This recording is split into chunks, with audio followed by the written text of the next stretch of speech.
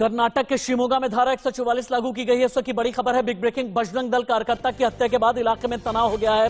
आसपास के इलाकों में भी 23 फरवरी तक धारा 144 लागू की गई है। शिमोगा में रैपिड एक्शन फोर्स की टीम तैनात है। हत्या मामले की जांच के लिए टीम का गठन किया गया है। इसकी बड़ी खबर, शिमोगा में बजरंग दल कार्यकर्ता की हत्या से तनाव है। सरकार बोली हिजाब विवाद से कनेक्शन नहीं है। कर्नाटक के शिमोगा में बजरंग दल कार्यकर्ता की हत्या से तनाव है। शिमोगा शहर में फिलहाल धारा 144 लागू की गई है। मामले को हिजाब विवाद से जोड़कर देखा जा रहा है और जिसे स्थानीय लोगों ने हालांकि गलत बताया है।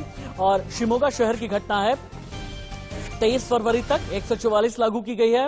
हत्या को हिजाब विवाद से पहले जोड़ करके देखा जा रहा था। हालांकि गृह मंत्री अरागा ज्ञानेंद्र ने फिलहाल इससे इनकार कर दिया है और हिजाब विवाद के बीच चर्चा में रहे मंत्री ईश्वरप्पा का भी इस मर्डर पर बयान सामने आया है। विशेष धर्म समुदाय के लोगों पर यह मर्डर करने का आरोप लगाया जा रहा है। कर्नाटक के शिमोगा में 23 साल के बजरंग दल के कार्यकर्ता की हत्या कर दी गई। हमला चाकू से किया गया। बजरंग दल कार्यकर्ता ने अस्पताल में दम तोड़ा। हमले के बाद से ही क्षेत्र में तनाव का माहौल बना है और इसके बाद हिजाब विवाद जम करके गहरा गया है। AIMIM के असदुद्दीन ओवैसी बनाम VHP के प्रवक्ता विनोद बंसल को सुने।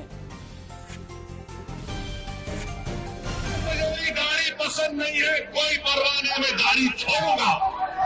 हमको मेरे सर पर टोपी पसंद नहीं है, मैं टोपी पहनूंगा। हमको हिजाब पसंद नहीं है, मेरी बेटी पहनेगी।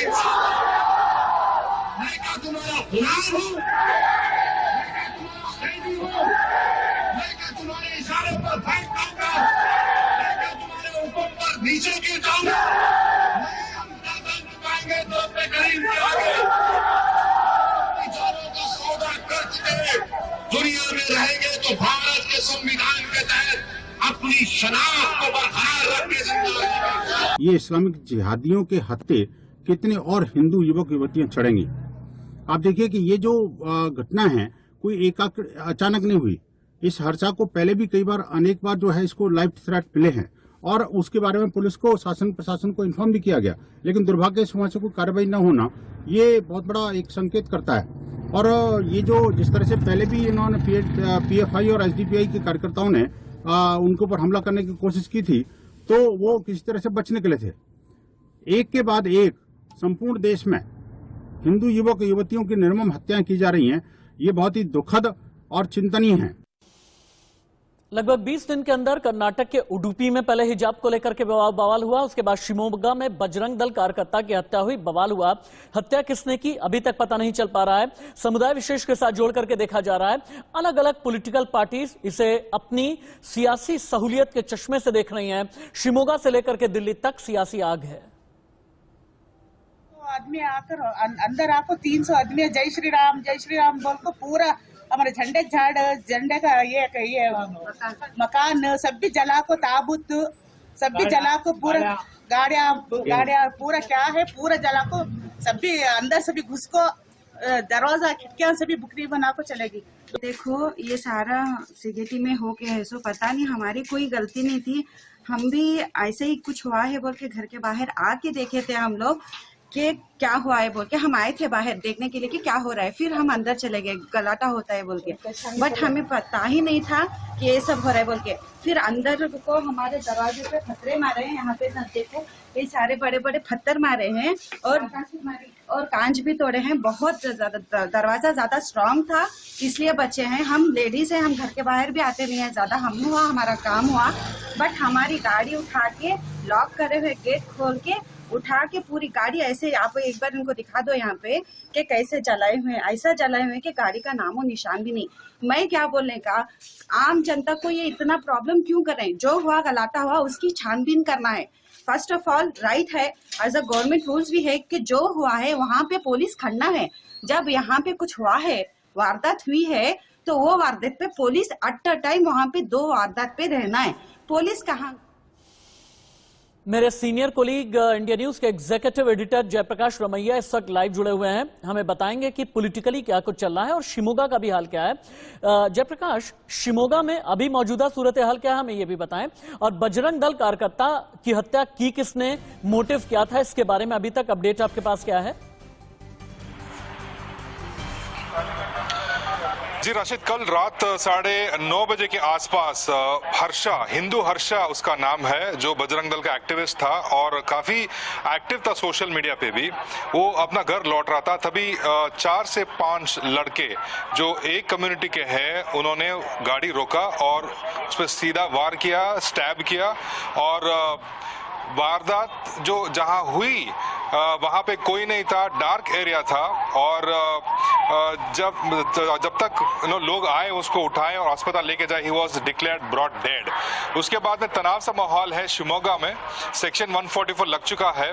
और आश्चर्य की बात है कि ये इंसिडेंट जो हुआ है वो होम मिनिस्टर अर्ग ज्ञानेंद्र का होम कॉन्स्टिट्यूंसी है शिवमोगा, और ये ईश्वरप्पा का भी होम कॉन्स्टिट्यूंसी है, येडियुरप्पा का भी होम कॉन्स्टिट्यूंसी है, और ये कम्युनली सेंसिटिव भी है।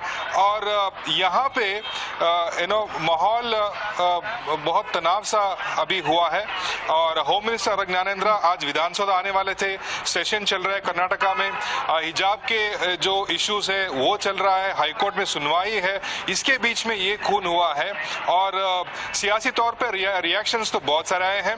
चीफ मिनिस्टर ने कहा कि हम इंफॉर्मेशन कलेक्ट कर रहे हैं, इन्वेस्टिगेशन चल रहा है, और 4 से 5 लड़कों की इन्वॉल्वमेंट की शंका है। एक को पकड़ा गया है, ये होम मिनिस्टर का सोर्सेस हमको बता रहा है, और बाकी 4 को ट्रेस कर रहा है। सियासी तौर पे और देखा जाए तो 2 इंपॉर्टेंट स्टेटमेंट्स हैं यहाँ पे। ईश्वरप्पा जो आरडीपीआर मिनिस्टर है और जो ये हिजाब और नेशनल फ्लैग कंट्रोवर्सी के बीच में है, उन्होंने स्टेटमेंट दिया है कि एक सेक्ट के, एक कम्युनिटी के 4 से 5 लड़के इसमें डायरेक्टली इन्वॉल्व है। इवन जब इन्वेस्टिगेशन चल रहा है, मिनिस्टर ने ये स्टेटमेंट दे दिया। इसके रिएक्शन में सिद्धरामैया जो पूर्व मुख्यमंत्री कर्नाटका के, और डीके शिव कुमार ने भी बयान व्यक्त किया है कि जब इन्वेस्टिगेशन चल रहा है तो एक मिनिस्टर जो गवर्नमेंट को रिप्रेजेंट करता है वो ऐसे स्टेटमेंट क्यों दे। और सिद्धरामैया ने बोला कि जिसने भी ये कांड किया है, हत्या किया है, उसको पनिशमेंट होना चाहिए। डीके शिव कुमार का भी यही कहना है।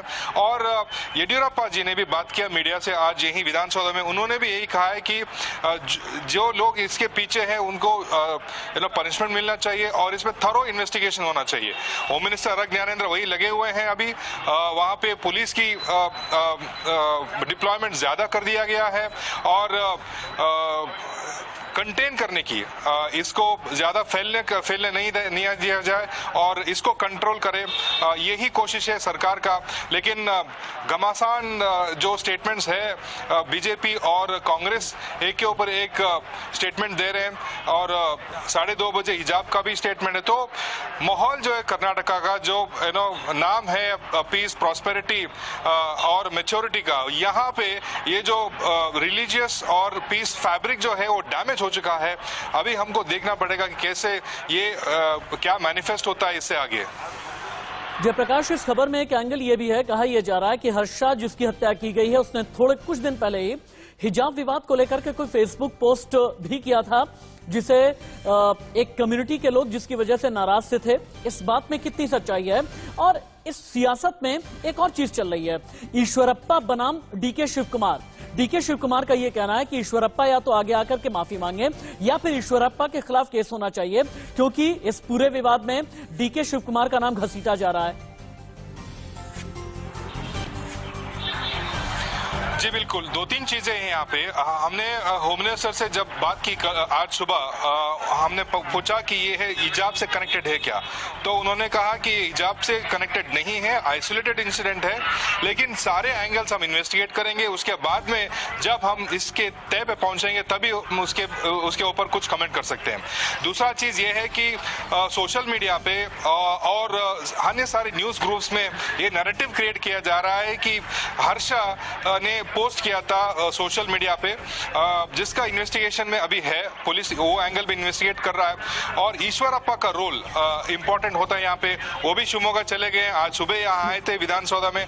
आज बजट सेशन का जो सेशन था वो अर्जन हो गया है और एक्शन अभी विधानसभा नहीं है और शिवमोगा में है, जहाँ पे होम मिनिस्टर भी है, ईश्वरप्पा भी है। ईश्वरप्पा और डीके शिव कुमार का जो स्टेटमेंट एक दूसरे पे है वो चल रहा है 10-15 दिन से, जब से वेल में एक वेल में इन लोगों के बीच में एक झगड़ा हुआ था और उसके बाद में हम देख सकते हैं कि आज ईश्वरप्पा ने बोला कि ये सब इंसिडेंट्स इसीलिए हो रहे हैं क्योंकि कांग्रेस इसके पीछे है और डीके शिव कुमार जैसे नेता भड़काते हैं लोगों को, इसी की वजह से ये सब स्टैबिंग इंसिडेंट्स होते हैं। तो ये एक जो तनावी माहौल है इन दोनों लीडरों के बीच में जो डायलॉग चल रहा है उसी की वजह से ये सारा फोकस अभी सेंटर फोकस पे आ गया है। मेरे सीनियर कोलीग इंडिया न्यूज के एग्जीक्यूटिव एडिटर जयप्रकाश रमैया को आप सुन रहे थे लाइव, हमें ये बता रहे थे कि शिमोगा में अभी क्या चल रहा है, इन्वेस्टिगेशन में क्या है खास। बहुत शुक्रिया जेपी इस तमाम जानकारी के लिए, इस तमाम अपडेट के लिए। आगे बढ़ेंगे हम।